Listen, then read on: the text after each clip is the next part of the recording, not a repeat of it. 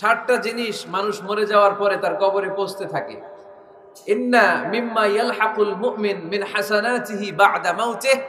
মানুষ মরে যাওয়ার পরেও যে 60টা জিনিস তার কবরে পৌঁছায় তার মধ্যে একটা হচ্ছে মসজিদান বানাহু। সে যে মসজিদ বানিয়ে গিয়েছে ওই মসজিদের সওয়াব। সুবহানাল্লাহ পড়ে। আপনি টাকা দিয়ে মসজিদ বানিয়ে দিলেন, ওই মসজিদে মুসল্লিরা নামাজ পড়ে, রোজাদাররা এসে ওখানে ইফতার খায়, তাহাজ্জুদ আদায়কারীরা তাহাজ্জুদ পড়ে, তাদের সওয়াবের কমতি হবে না, কিন্তু তাদের সওয়াবের একটা পার্সেন্টেজ সওয়াব যে ব্যক্তি মসজিদ বানালো তার আমলনামে আল্লাহ ঢুকিয়ে দেয়। সুবহানাল্লাহ বলতে পারলেন না?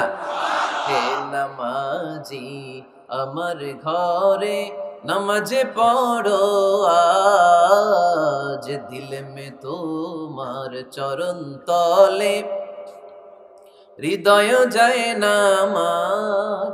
হে নামাজি আমার ঘরে নামাজে পড়ো আজ।